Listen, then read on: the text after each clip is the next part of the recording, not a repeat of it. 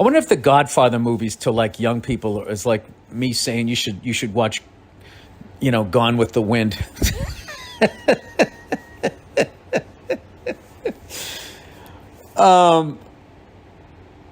Just that whole idea of the mafia and all that. I think now they just look at it like, you mean corporations?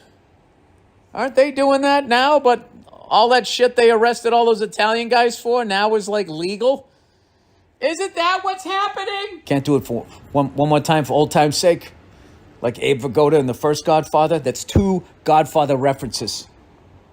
In the first, 12 minutes? See, people, you're not going to get that with these other podcasts. They're going to talk about movies that people actually saw. As opposed to me, who's going to talk about shit from fucking 50 years ago.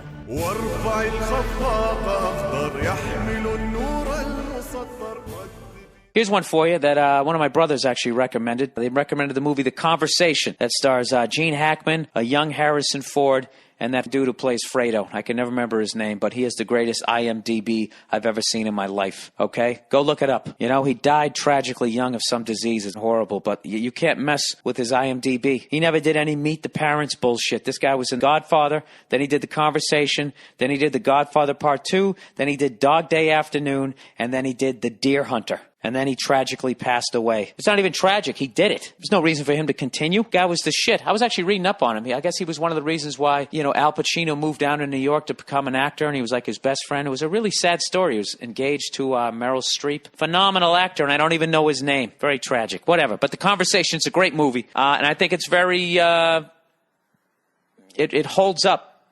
And it's very, I don't even know what the fucking word is, of this time. Whatever the word is to say that. The old Tom Cruise, right? Scientology Tom Cruise versus, what was that movie that they were all in? Where they were the Socs and the Greasers. I knew that one.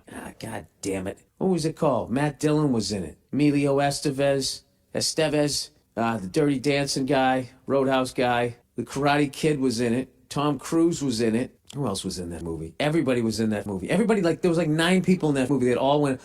C. Thomas Howell, they all went on to star in movies that made... I would love to see how much box office every guy that starred as a greaser in that movie ended up making, You gotta hate being the one greaser that didn't make it, right? That's when you just gotta look at yourself like, dude, what the fuck? Everybody in this ensemble cast... I gotta find out what it is now. All right, Tom Cruise, IMDb. How do you spell Cruise wrong? I somehow spelled it with 2 U's. Hey, U's. Tom Cruise, 2 U's. All right, there he is, smiling, looking sort of normal as he possibly can. Whoa, the Outsiders! Oh, the Outsiders! All right, here we go. This is the lineup. C. Thomas Howell, Matt Dillon, Ralph Macchio, Patrick Swayze, Rob fucking Lowe, Emilio Estevez, Tom Cruise. All right, that alone, right there. 1, 2, 3, 4, 5, 6. The first 7 guys all went on to star in movies. Tom Cruise alone has done billions in box office. Matt Dillon, the amount of money he's done. Ralph Macchio, The Karate Kid. Patrick Swayze, Dirty Dancing alone. Forget about Ghost, right? When they were in the claymation class. And he comes up behind her and they go, oh, the time of my life.